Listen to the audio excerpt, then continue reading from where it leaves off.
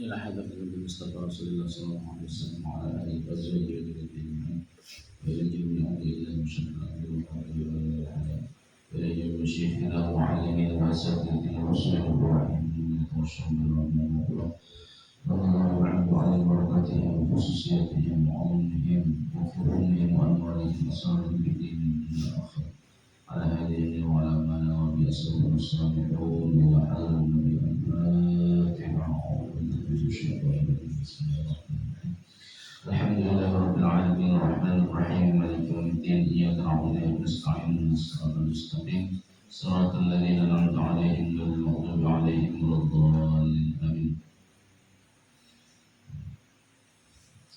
Assalamualaikum warahmatullahi wabarakatuh. Alhamdulillah wassalatu wassalamu ala sayyidina Muhammadin Rasulillah. Amma ba'du. Alhamdulillah subuh ini kembali kita bisa melaksanakan kajian mingguan. Salawat dan salam semoga terlibat curhat tahriban kita Nabi Muhammad Sallallahu Alaihi Wasallam beserta para sahabat, pengikut, keluarga-keluarga beliau mulia dan kepada kita sepertaan sebagai umat beliau. Semoga kita diakui sidang sebagai umat yang memang layak untuk diberi syafaat. Amin Allahumma amin. Baik, pada kesempatan kali ini kita melanjutkan pembahasan. Kalau di kitab saya ini halaman 56, kalau di PDF 46 atau 47.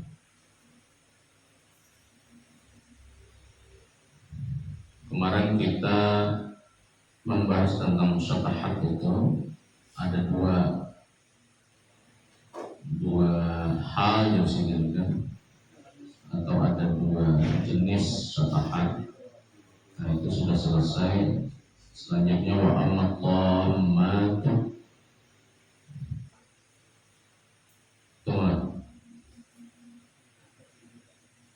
wa amma dhammatu fayadkhuluha ma dzakarnahu bisyarhi.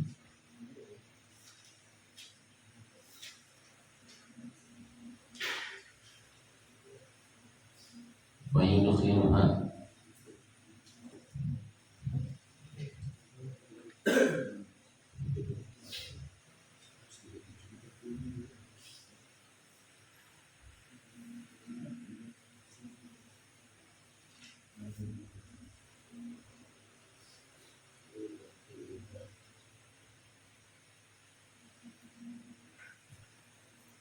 wa amma dhammatu fayudkhiluha ma dzakarnahu bisyarhi.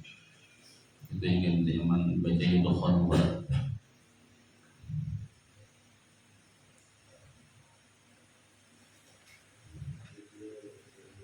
Fayudkhiluha bisa juga.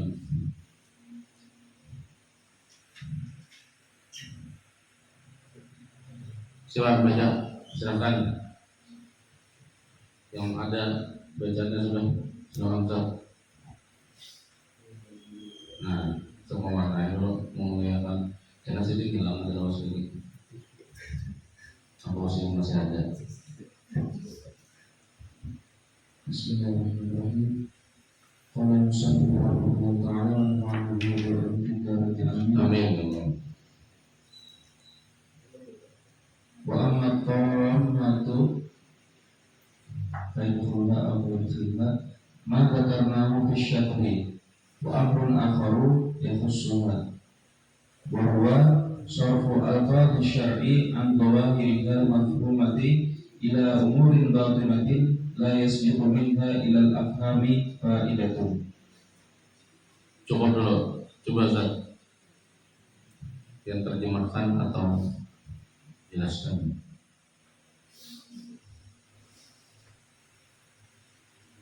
Termasuk dalam pembahasan atau ini nanti yang telah dijelaskan oleh Imam Ghazali dalam Syafaat, dan ditambah lagi dengan pembahasan lainnya atau hal lainnya yang memang menjadi ciri khas dari at-tamah ini, yaitu perubahan lafaz-lafaz syar'i dari makna zahirnya yang dipahami secara zahir kepada makna-makna batin yang tidak langsung bisa dipahami. Contohnya kada bil batiniyati fit ta'wilati. Contohnya seperti makna-makna batin dalam pentakwilan.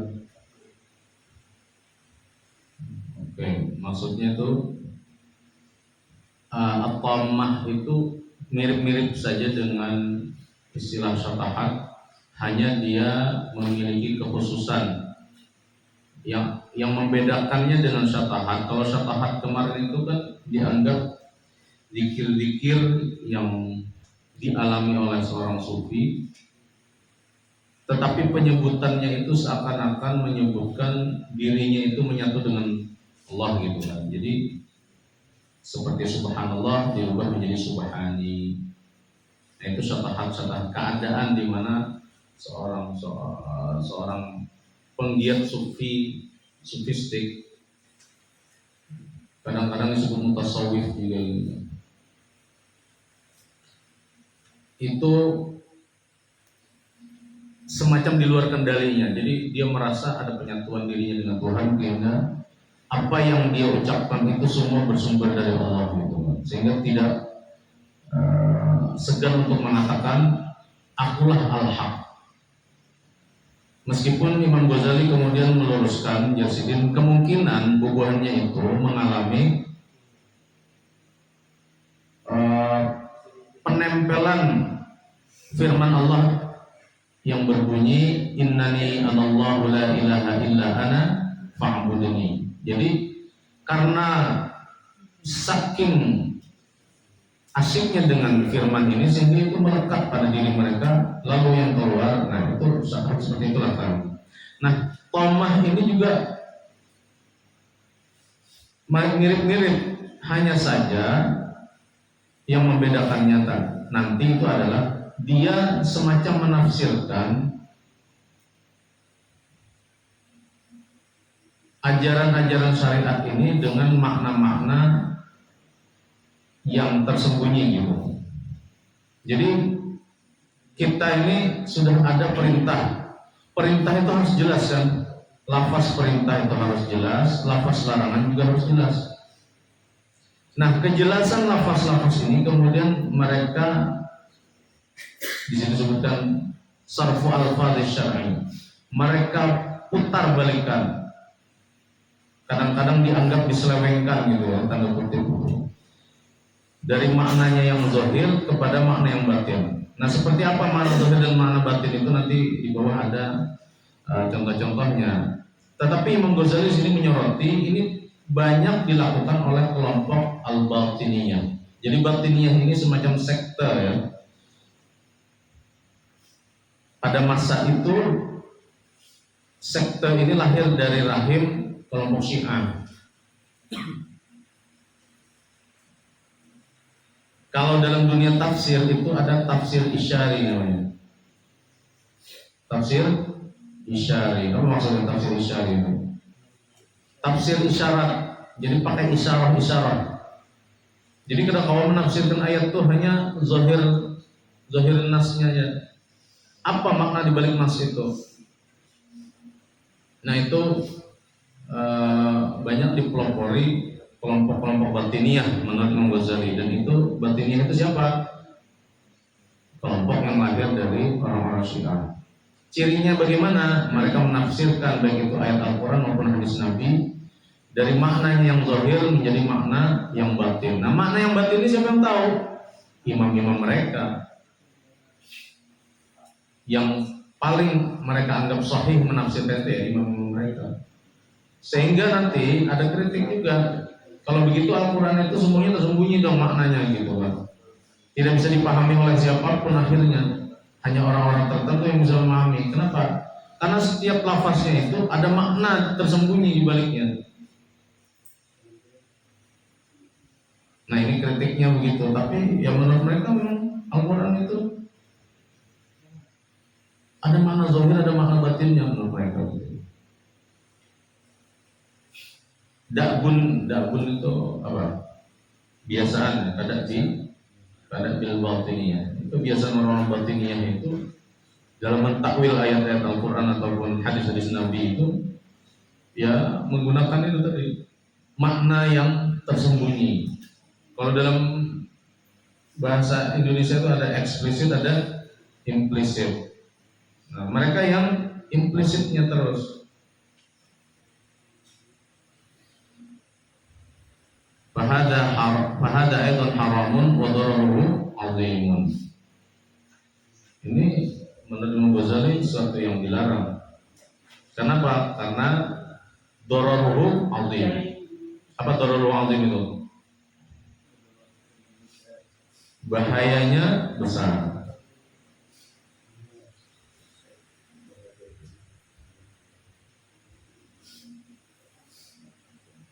Jadi keharamannya itu karena ada mudaratnya di situ. Memang kita gimana ya kritiknya? Berpikir bebas itu boleh nggak? Boleh-boleh saja ya. Karena pada prinsipnya hidup kita itu ya pilihan kita. Mau jadi apa, mau seperti apa, mau menganut paham apa, mau memahami teks seperti apa, itu pilihan kita. Tapi di saat yang sama kita tidak bisa terbebas dari dampak atau konsekuensi dari apa yang sudah kita pilih tadi. Pahamilah, kita kenapa bebas? Artinya kebebasan kita tuh akhirnya terbatas ya. Tidak bisa kita tuh bebas sebebas-bebasnya karena kebebasan kita itu terikat dengan kebebasan orang lain. Dan kebebasan itu adalah menikmati keterbatasan. Kalau misalnya kita hendak bebas sebebas-bebasnya tanpa ada keterbatasan, wah stres kita. Kenapa pendengaran kita itu terbatas? Ya supaya kita tidak gila. Coba kalau misalnya setiap pendengaran kita ini bisa mendengar isi hati dari orang-orang, apalagi orang itu kada kita ketujui, kita benci orang itu. Kira-kira setiap hari apa yang terjadi dengan diri kita? Karena pendengaran kita ini tidak terbatas. Gretek hati kawan, apalagi kawan itu kebetulan tidak kita sukai itu kan. Kadalah kita kemudian juga mau apa nanti bisa tersumpah-sumpah harus. Nah jadi keterbatasan itu justru menyelamatkan. Sebab kalau kita selalu mendengar bisikan atau gretek hati orang-orang yang tidak kita sukai, maka setiap hari kita bisa memaki-maki aja, bisa marah-marah, bahkan bisa membunuh orang setiap hari, tersiksa. Kalau seorang guru misalnya bisa didengar dan bisa dilihat tembus pandang begini kamu melihat kelakuanku, misalnya lah, wah soalnya sidin kayak itu juga aja, maka mungkin tidak akan ada lagi rasa hormat dari seorang murid terhadap gurunya. Karena apa? Ya guru itu manusia, dia punya kekurangan-kekurangan juga.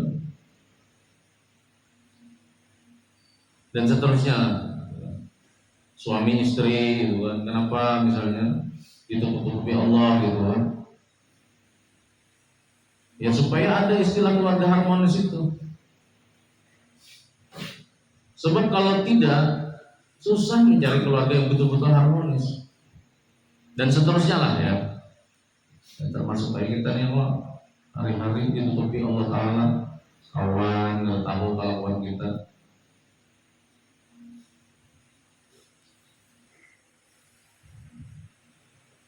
Nah jadi apa yang harus kita lakukan? Ya, ada dua hal yang harus kita lakukan. Pertama, Kita harus menerima apa adanya, dan yang kedua berusaha merubah hal-hal yang tidak baik. Itu saja. Penerimaan dan usaha tanggung jawab untuk merubah hal-hal yang tidak baik itu. Dan tinggal dia pahamilah kayak apa itu pelaksanaannya. Nah, kembali kepada hal ini. Jadi kebolehan kita mentakwil ayat-ayat Al-Quran kan tidak adalah misalnya peraturan perundang-undangan dalam mentakwil ayat Al-Quran dibatasi begini. Kalau melanggar akan masuk penjara umpamanya. Batasannya seperti apa? Itu susah. Maka siapapun sebetulnya, apalagi di Indonesia ini, berhak untuk berbicara atas nama ayat suci, atas nama kitab suci, ya. Tapi dia pasti tidak akan bisa lepas dari konsekuensi pendapat dia nantinya.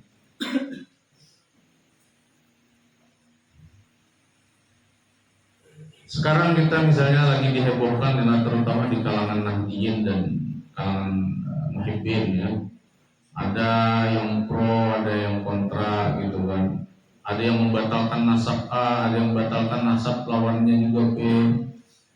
Maka siapapun yang kita pilih itu akan jadi konsekuensi kita. Kita milih mendukung si A, akan dibenci oleh B. Kita mendukung si B, akan dibenci oleh kelompok A.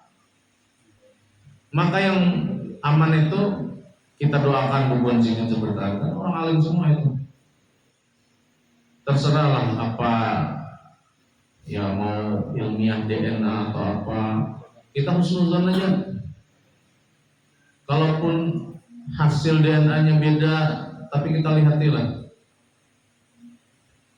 garis keturunan Bubon Sidingu, habaib itu. Banyak orang-orang alim kan? Maka setidaknya kealimannya itu yang kita hormati, ilmunya itu. Kalau kita tidak bisa menganggap nasab mereka itu benar, jangan barang menyambangi, ya, karena bagaimanapun alim-alim mereka. Apalagi kalau ternyata mereka itu memang ada garis keturunannya. Jadi dalam hal ini yang harus kita dahulukan adalah husnuzon. Supaya apa? Supaya masyarakat ini kada bingung. Kasihan lah. Ini kan sama-sama para ulama, sama-sama orang alim. Kalau ada oknum satu dua itu jangan ambil pukul rata. Kita menyayangkan saja. Mudah-mudahan perseteruan ini segera berakhir dan bisa ngopi bareng. Nang kasihan itulah jamaahnya ini, nang sini pro, nang sini kontra. Nang bakalah itu jamaah pada jamaah ini yang kita khawatirkan. Jangan di kalangan mahasiswa juga begitu. Yalah, ada mahasiswa yang pro, ada yang kontra.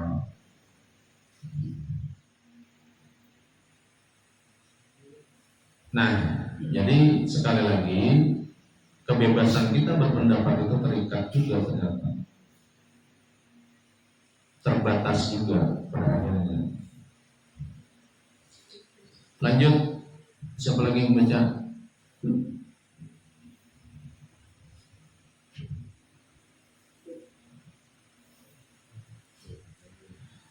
Ketua asrama siapa? Nah? Wakil?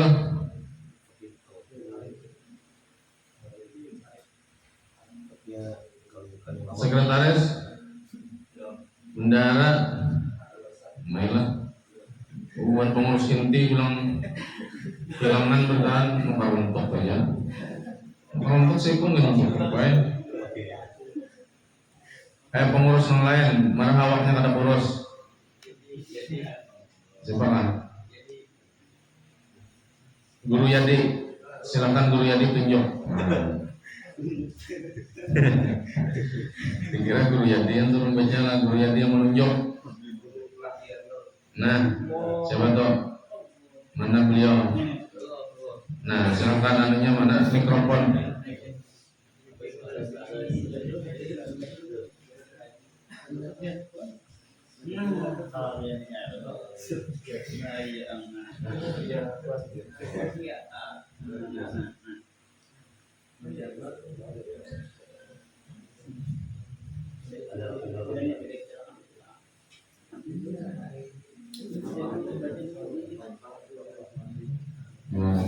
Ayo.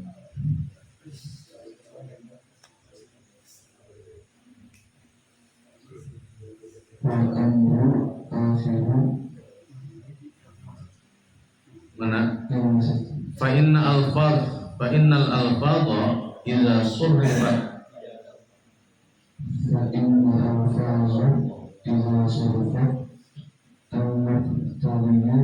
muqtada zawahirnya butlan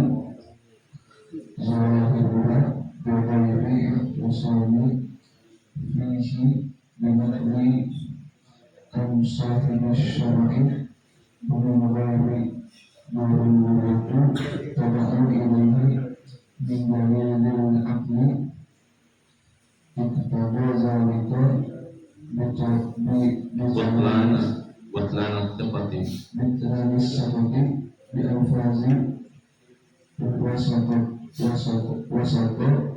wasaqata bihi manfaatihi kalamullah ta'ala wa kalamu rasulih sallallahu alaihi wasallam fa innama yasbaqu nuru ila fahmu. Oke, cukup sampai situ dulu. Fa innal alfadha idza surifat an muqtada dhawahiriha bi ghairi i'tisamin fihi binaqlin atau binaqli an sahibi syar'i wa min ghairi daruratin tad'u ilaihi min dalil aqli iqtada dhalika butlan al-thiqati bil alfadhi wa saqata bihi manfa'atu kalamillahi ta'ala wa kalami rasulih sallallahu alaihi wasallam. Jadi kalau lafaz-lafaz itu diselewengkan maknanya dari maknanya yang zahir tanpa berpegang teguh kepada sahib syar'i, tanpa ada riwayat yang bersumber dari sahib syar'i. Sahib syar'i itu siapa?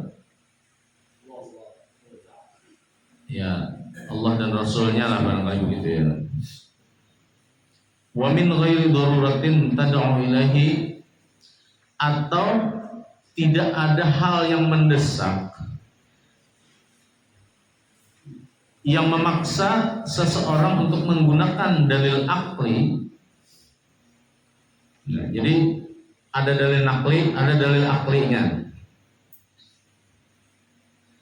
Amun hanya merubah makna zahir kepada makna batin, kemudian perubahannya itu tidak ada dalil, baik itu dalil nakli maupun dalil aklinya. Nah, maksudnya begitu. Iqtada dzalika butlan istiqah bil alfaz. Maka itu menjadi batal. Karena kada mausuk itu artinya tidak apa? Tidak, bahasa klasiknya apa? Tidak kredibel. Iya,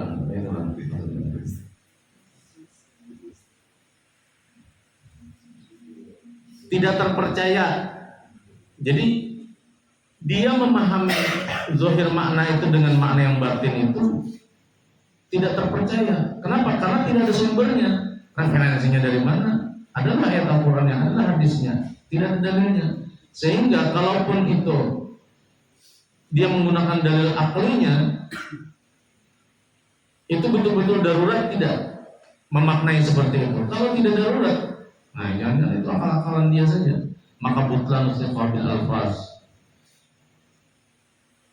Dan kalau itu dipertahankan dari sini, saqata bihi manfaatu kalamillahi ta'ala wa kalami rasulih sallallahu alaihi wasallam. Maka manfaat firman Allah, manfaat hadis Nabi itu menjadi hilang. Kenapa? Karena tidak bisa dipahami kecuali dengan makna yang batin terus. Biasa ayat Al-Quran dengan makna, dengan teksnya yang begitu sudah jelas, kemudian dipahami dengan makna-makna yang tersembunyi gitu. Kalaupun ingin dipahami dengan makna-makna lain, itu harus jelas dulu dalilnya jadi sini. Kalau tafsir itu tafsir bil ma'thur barangkali begitu ya. Tafsirnya bil ma'thur tidak, atau bil ra'yi. Kalaupun bil ra'yi, itu harus ada cantolan-cantolan dalilnya yang bisa memperkuat. Barangkali seperti itu ya.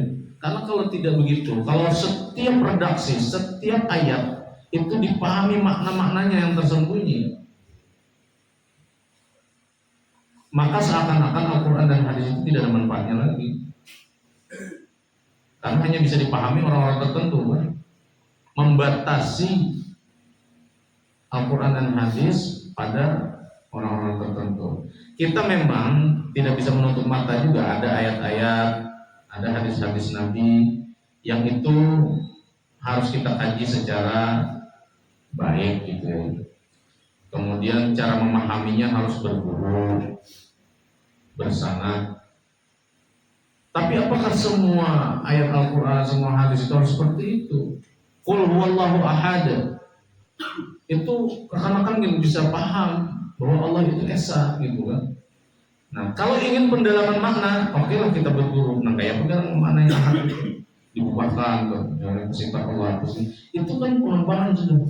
Tapi bahwa Allah itu esa, itu bisa dipahami, harus bisa dipahami. Kalau hanya kalau dipahami Allah itu esa, bahaya kita.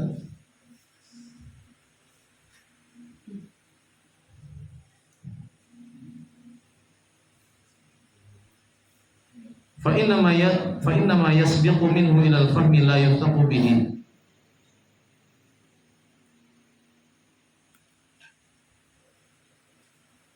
Karena makna yang mendahuluinya itu tidak terpercaya tadi lah, la yuftaqu bihi.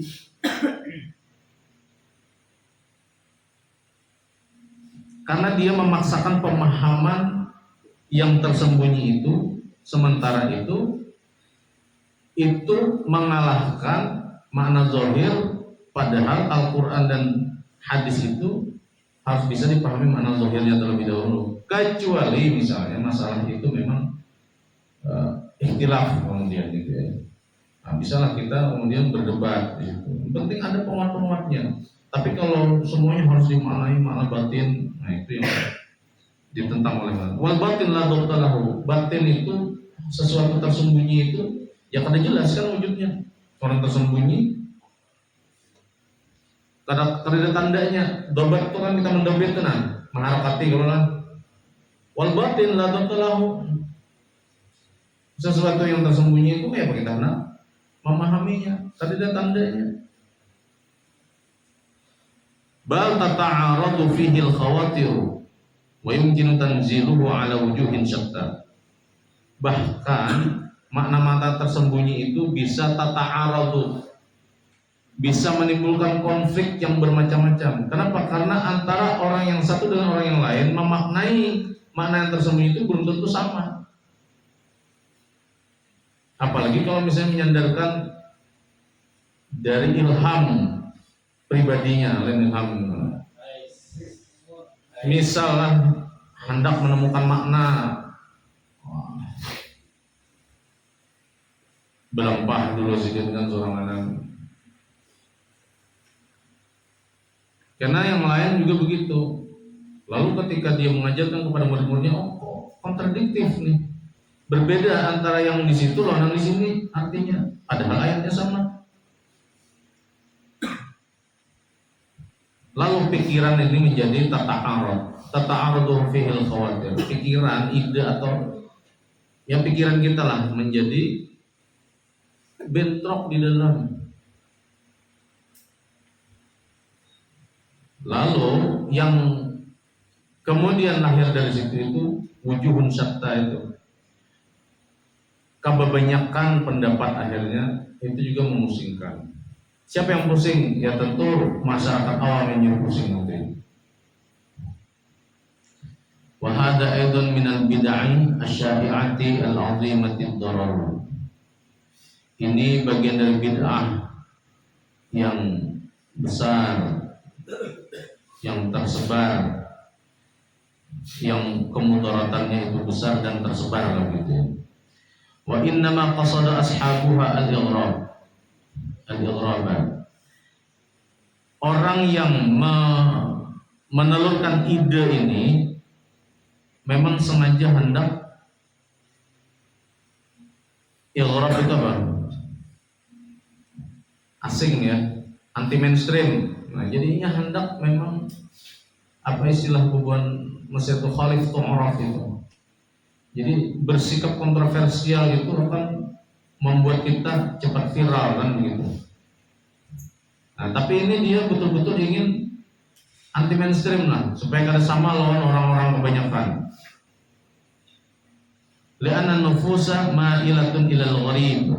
Karena jiwa orang itu ya itu tadi tertuju yang aneh-aneh itu, yang ganjil-ganjil, yang anti mainstream itu sebagian jiwa itu memang suka. Wa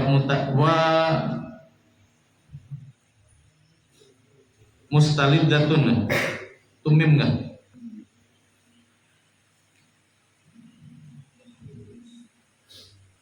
Wa mustaliddatun lahu. Mustaladzatun lahu. Jadi jiwa kita itu memang katuju nang aneh-aneh, katuju juga nang apa enjoy your life kah aja. Oh. Nang easy going itu nah. Nah itu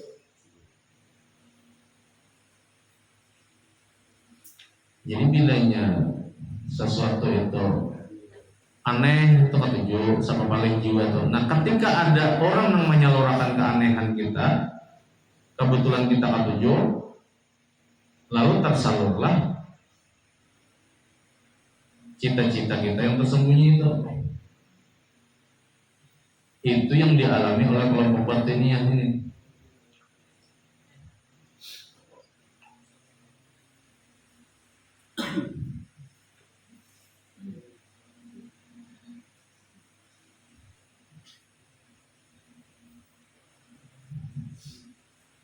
Wa bihadzal tariq tawassal al-batiniyah. Dengan jalan ini kelompok batiniyah itu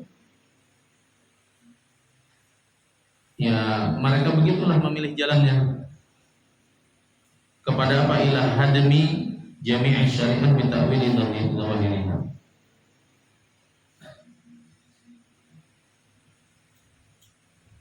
Hadmun itu merusak ya. Jadi kelompok batiniyah itu menurut Imam Ghazali memang bercita-cita ingin merusak syariat Islam. Bagaimana cara mereka merusak? Ya dengan menyisipi pemahaman-pemahaman yang menyimpang seperti itu. Bitakwili dhawahiriha, di antaranya juga mentakwil ayat-ayat yang sudah jelas, wa tanziliha ala ra'yihim. Ayat-ayat yang jelas itu ditakwil mereka dengan pentakwilan yang sesuai dengan pandangan dan juga yang bahasa kita wahin itu ADART buannya. Nah, jadi kadang-kadang ayat itu digunakan untuk mempertegas ADART aja. Kama haqainahu min madzhabihim fi kitab Mustadhhar al-Mustadhhiri. Sebagaimana yang kami ceritakan dalam kitab kami yang kami karang judulnya Al-Mustadhhar. Itu nama kitab. Sebetulnya itu nama penguasa kala itu, sultan. atau khalifah yang mustadhar. Nah, Sidin menghadiahkan karena memang ada permintaan dari Sultan kepada Imam Ghazali untuk menuliskan tentang kesesatan kelompok batiniyah. Lalu Sidin menulis buku Fadailul Batiniyah kalau tidak salah, atau disingkat menjadi Al-Mustadhar. Al-Mustadhar itu maksudnya hadiah biasan raja yang bergelar Al-Mustadhar, Mustadhir atau Mustadhir. Al-Musannaf fi Raddi 'ala al-Batiniyah yang dikarang oleh Imam Ghazali sebagai raddan. Raddan 'ala itu artinya apa? Penolakan terhadap kelompok Batiniyah. Wa mithal ta'wili ahli tammati. Di antara contoh mentakwil kelompok ahli dhammah ini adalah qaula ba'dihim fi ta'wili qaulihi ta'ala. Qauli ba'dihim fi ta'wili qaulihi ta'ala. Ketika mereka mentakwil ayat Allah, idhab ila fir'auna innahu tagha. Nah, annahu isyaratun ila qalbihi wa qala wal muradu bi fir'aun wa huwa at-taghi ala kulli insanin. Jadi di sini ayatnya kan idhab ila fir'auna innahu tagha. Pergilah engkau wahai Musa kepada Fir'aun, sesungguhnya innahu tagha. Tagha artinya tagha berarti keras lah. Keraskah, berlebihankah atau melampaui batas ya?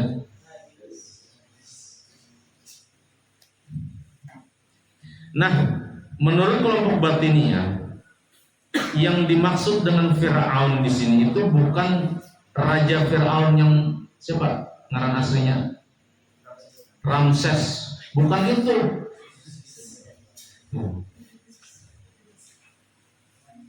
Apa Ramses lah? Ada nggak sini yang pengarang Ramses? Muhammad Ramses misalnya? Janganlah. Itu hendak masuk surga tapi talang. Wahai Ramses, ya pasang diri. Tapi ada Muhammadnya, lalu bingung malaikat ini menampaki aku ya. Nah, idhab ila fir'auna innahu tagha. Kata-kata Fir'aun ini oleh kelompok Batiniyah itu diganti maknanya menjadi qalbun.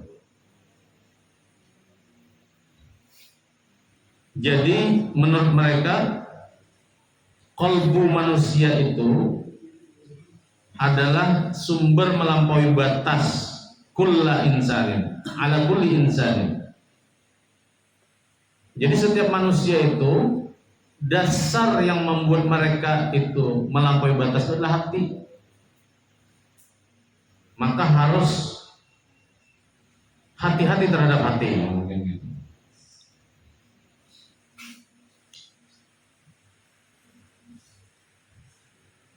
Kita tidak bisa melupakan muhanya misalnya, bahkan melihat cacat yang kelihatan muhanya misalnya kan.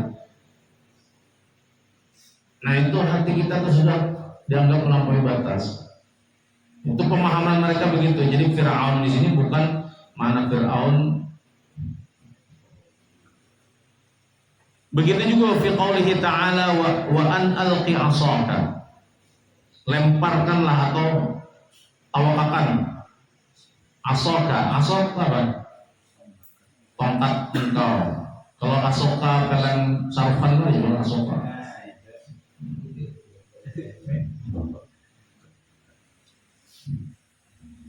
Itu lain asokanya lah.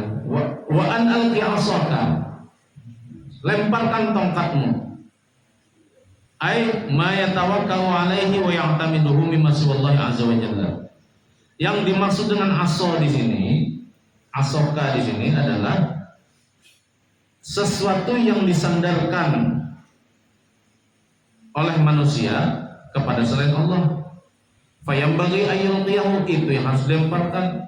Jadi siapapun atau apapun bentuknya, wujudnya, kalau itu jadi sandaran manusia selain Allah Ta'ala, itu harus ditawakalkan, itu harus dilempar.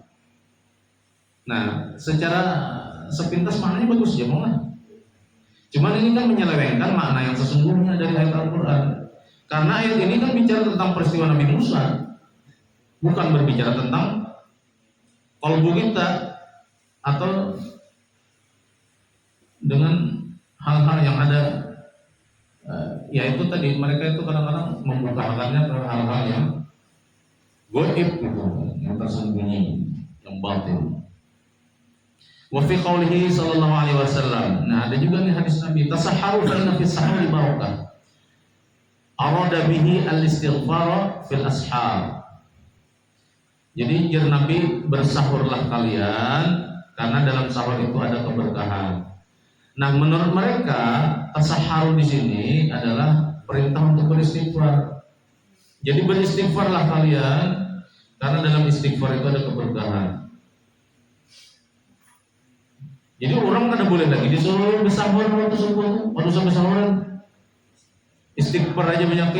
Jadi sebelum subuh itu banyak istighfar aja banyak. Karena makna sahur sudah dirubah maknanya menjadi makna istighfar. Padahal Nabi ya mencontohkan lah sidin makan sahur. Nah, jadi makna-makna ini kan kalau secara fikih akan merusak kan? Karena dalam fikih sahur itu sebuah anjuran. Nah, tiba-tiba sahurnya di sini dirubah menjadi istighfar. Kalau orang ada bersahuran lagi. Wa amsalu dzalika hatta yuharrifuna al-Qur'an min awwalihi ila akhirih an dhahirihi. Dan juga banyak contoh-contoh yang lain di sini. Sampai-sampai mereka itu purun yuharrifuna al-Qur'an, menyelewengkan makna Al-Qur'an min awwalihi ila akhirih, dari awal dari awal surah Al-Fatihah sampai surah An-Nas. Itu ada pentakwilan seperti itu. Wa an tafsirihi al-manqul an Ibnu Abbas wa sa'iril ulama. Atau mereka juga merubah penafsirannya yang mangkul secara ittisal sanad dari Sayyidina Ibnu Abbas. Jadi dari kalangan sahabat yang paling masyhur dianggap sebagai mufassir itu Ibnu Abbas, karena doa Nabi, Allahumma alimhu ta'wil. Allahumma faqihhu fid din wa alimhu at-ta'wil. Seakan-akan hadis ini melegitimasi siapa Sayyidina Ibnu Abbas untuk menjadi seorang mufassir. Tapi bukan berarti sahabat-sahabat yang lain kadang tidak menafsirkan. Ada yang jauh. Termasuk Sayyidina Ali juga. Babul ilmi kan, yang babul ilmi juga. Nah, jadi wa ba'du hadhihi ta'wilati yu'lamu butlanuha qat'an. Wa ba'du hadhihi ta'wilati yu'lamu butlanuha qat'an. Nah, pentakwilan seperti ini penyalahgunaannya itu diketahui secara qat'i. Ya, seperti tadi kata Zili Fir'aun alal qalbi, seperti perubahan kata Fir'aun kepada makna hati. Fa inna Fir'auna syakhsun mahsusun. Karena Fir'aun itu adalah personal atau seseorang yang mahsus, yang bisa dilihat, bisa diindra. Tawatara ilaina naqlu biwujudihi wa da'watu Musa lahu. Yang kita secara mutawatir mendapatkan informasi tentang sosok Fir'aun itu, bahwa dia mewujud yang nyata, yang jelas, bukan qalbu, melalui kitab suci kan. Dan kita tahu juga bahwa di situ ada dakwah Nabi Musa kepadanya. Maka melalui cerita itu ada kawat dirubah makna Fir'aun itu pada makna qalbun. Jadi perubahannya itu terlalu jauh gitu kan. Masa Fir'aun diartikan sebagai qalbu?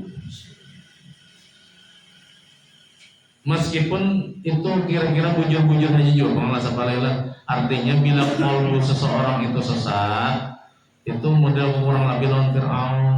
Tapi kita kan mau menyamakan Fir'aun itu kesesatannya itu luar biasanya mengaku Tuhan. Amun kita sesat-sesatnya kita adalah sampai mengaku kita sebagai Tuhan. Asal keharatan, malah Tuhan. Mengkirakan makan aja bingung kan siang makan apa? Duit kata ada duit. Mengaku Tuhan.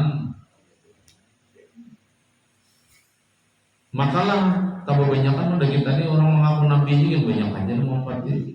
Ada aja pengikutnya. Amun jar almarhum Kiai Haji Zainuddin Amjad, kita ini kayak masyarakat daun kering ya sini. Masyarakat daun kering itu gampang dikumpulkan,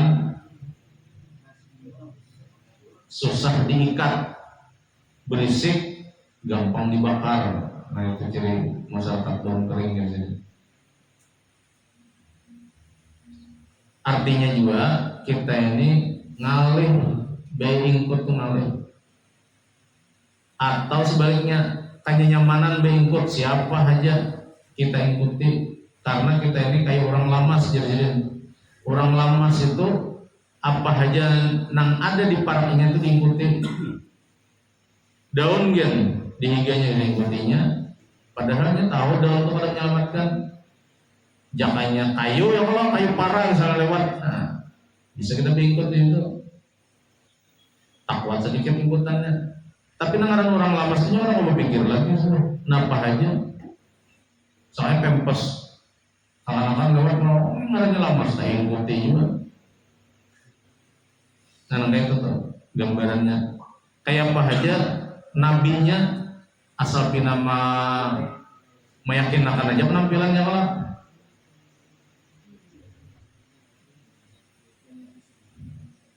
Ada aja tuh menurutnya.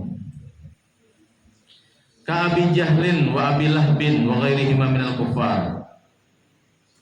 Jadi perumpamaan Fir'aun itu sosoknya itu jelas, dan ada dakwah Nabi Musa di situ. Sebagaimana juga ketika zaman Nabi itu ada Abu Jahal, ada Abu Lahab, dan selain mereka berdua itu jelas juga sosoknya minal kufar, dari kalangan orang-orang kafir. Walaysa min jinsi syayatin, mereka itu bukan dari kelompoknya setan. Wal malaikah, bukan juga dari kelompok malaikat. Mimma lam yudrak bil hissi, yang tidak bisa diketahui dengan indera panca indera kita. Hatta yatatarraqa at-ta'wilu ila al-fadhihi, sehingga kita kemudian membutuhkan untuk mentakwil kepada lafaz-lafaz itu. Wa kadza hamlu sahuri 'ala istighfar. Itu juga memaknai makna sahur kepada makna istighfar itu kada penting.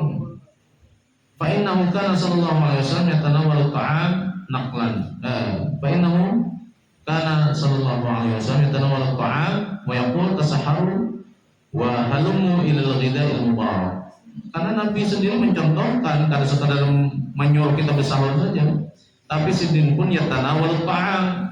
Sidin Rasulullah itu bujur-bujur memakan sesuatu makanan dan bersabda tasahharu, bersahurlah kalian, halumu ilal ghida'il mubarak, ayo kesini kepada makanan yang penuh berkah.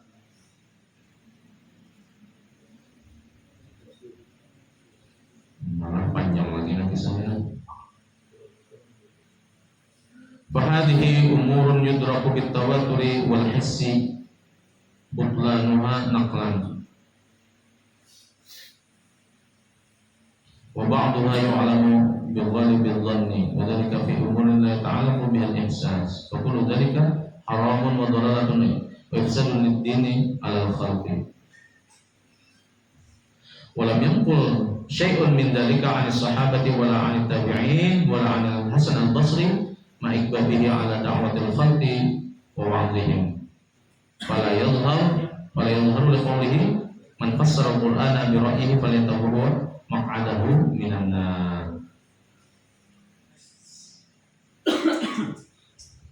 Nah, jadi intinya tuh sebetulnya adalah tadi yang kita sebutkan, kebebasan mentakwil itu ternyata terbatas juga, karena kita terikat dengan dampak dan konsekuensi atas pilihan-pilihan kita terhadap pentakwilan itu. Apa yang bisa kita simpulkan ini pada hari ini? Jadi memanglah kalau kita bicara penafsiran itu ada beberapa corak dan tafsir, ada jenis-jenis tafsir, ada pembagian-pembagiannya. Ada tafsir itu bil ma'thur itu dengan dalil-dalil yang bersumber dari hadis-hadis Nabi. Misalnya tafsir Ad-Durrul Mansur karya Jalaluddin As-Suyuti itu.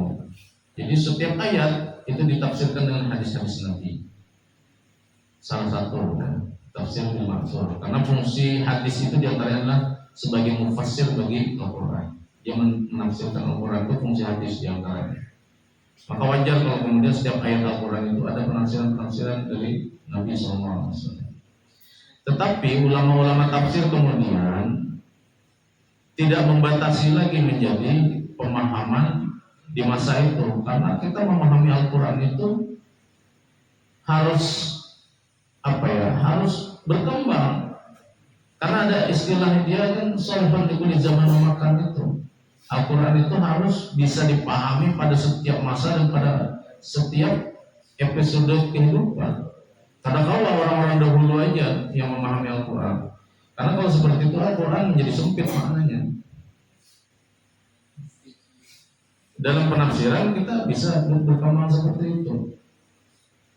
Ya meskipun di sini Imam Ghazali sangat mewanti-wanti juga agar tidak keluar daripada pemahaman yang zahir. Cumanlah kalau kita sedikit kritis terhadap bagaimana resepsi orang Banjar terutama dalam memaknai ayat-ayat Al-Quran secara redaksional. Misal yang pernah kita singgung dulu kan, yang dipopulerkan oleh Guru Yanwar misalnya dalam ceramah-ceramahnya itu, wa ma indakum yang fadu wa ma indallah hibak. Hibaknya itu diambil, kata-kata hibaknya itu gesan bermasak ya. Lalu hibak terus makanan ini kada habis. Awak hibak ayo lauk nih. Ya itu ayat itu digunakan gesan bermasak. Betafaul. Tafaulnya itu supaya masakan itu kada habis, hibak terus.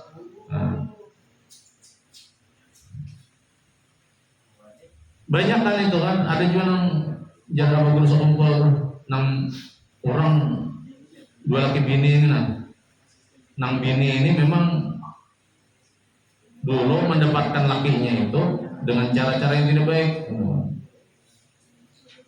Setelah dapat diperalatlah laki ini, dikuasai harta dan seterusnya. Nah keluarga besar dari lakian ini banyak dirugikan.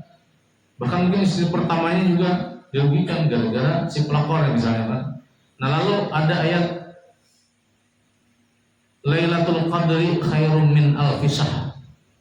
Jadi di alfisahnya itu ditekankan dengan harapan supaya nang bini ini bisa terpisah lawan lakian yang ini. Itu kan ada kaitannya alfisyahr, tapi dibanjarakan alfisah. Ya Allah. Nah itu kada itu aja banyak sebetulnya ayat-ayat yang seperti itu yang dimaknai oleh orang Banjar. Nah itu keluar nggak kira-kira ya dari aturan? Cuman kita inilah uniknya, itu tuh berlaku gitu kan. Jar iklan elemen it works gitu kan, bekerja dia. Sama seperti qul huwallahu ahad, tahan dipukul, tahan dipahat. Itu memang masa itu, kita ini kan perang Banjar terkenal, perang yang paling lama ya dalam sejarah ya, perang Banjar itu. Jadi orang-orang Bahari itu mungkin ketidakmampuan mereka untuk mengatasi misalnya senjata bubuan Belanda yang culas ya Allah, nyebut tembak ya Allah, kita bertumbak. Nyata ya, secara akal kita kalah. Cuman orang-orang Bahar itu mengatasinya itu dengan keyakinan yang luar biasa tadi. Tahan dipukul, tahan dipahat itu, tapi menggunakan qul huwallahu ahad. Berkat la ilaha illallah Muhammadur Rasulullah. Ada berkat la ilaha illallah. Nah, ini kira-kira bagian dari penyelewengan ayat Al-Qur'an juga tidak gitu. Kalau kita bukakan ke pendapat Imam Ghazali tadi, ini mungkin juga makna batiniyah juga ini. Bukan batiniyah lagi, ini kan menyelewengkan. Ada kaitannya kalau ahad tani pokok tani pada, tapi it works. Banyak menyelamatkan orang-orang kita Bahari dalam perang Banjar. Nah, ini sebetulnya banyak lagi ya, kalau di kampung-kampung itu banyak kan. Bahkan ada kalimat-kalimatnya itu tidak ada ayat Al-Qur'annya. Tapi keyakinannya luar biasa. Allahumma jabaliki sumalibi. Pernah nggak kalian dengar itu? Siapa yang memperbuat maka tapun tabulik kepada yang menggawi. Berkat la ilaha illallah Muhammadur Rasulullah. Jadi orang yang hendak memerang Mayasidin itu tabulik. Itu dia malahkan di situ. Yang kita carikan dalilnya ngalih banget. Asal ada Jepang Allahumma jabaliki sumalibi. Apa ya redaksinya? Tapi itulah kekuatan di keyakinan. Ya, di satu sisi kita memang mengapresiasi pendapat Imam Ghazali yang ingin mengamankan agar kita itu tidak melenceng terlalu jauh, tapi di sisi lain kita juga punya resepsi atau penerimaan terhadap ayat Al-Quran dan dialog kita itu kan ada yang eksogesis kan, dan ada yang fungsional resepsi itu. Nah, yang resepsi fungsional ini diantaranya yang seperti itu, memahami Al-Quran itu kadang-kadang sebagai pemantraan, dan itu terjadi di masyarakat kita. Dan kadang-kadang kita nafikan, ternyata pemantraan itu it works gitu. Saya dulu pernah ya kita mandi karena waktu tamat dari Gontor saya mengabdi di Semarang. Mengabdi di Semarang saya berangkat sendiri. Karena berangkat sendiri artinya kan ada kekhawatiran ya. Biasanya waktu ke Gontor itu berombongan. Nah, ini waktu pengabdian sorangan. Lalu ada kekhawatiran ya. Nah, karena dulu itu terbiasa ke Martapura gitu kan. Nampak-nampak tuh ada guru almarhum di atasan saya itu. Kemudian waktu itu karena beliau sudah tidak ada, saya dibawa oleh kawan. Pokoknya di dalam pagar situ. Dimandiin sidin. Ayat yang sidin baca itu wallahu min waraihim muhit. Secara makna itu bagus kan? Wallahu min waraihim. Allah yang melindungi mereka di belakang. Itu dikubuyakan sini. Alhamdulillah kita kenapa-napa itu selama perjalanan. Ya, itu bagian dari tradisi kita orang Banjar lah, mengkala itu ada kalau kita nafikan juga. Yang saya mengalami juga dulu itu mandi. Yang ngaran kita masih tamat SMA ya takutan kan pulang sorangan ke sana.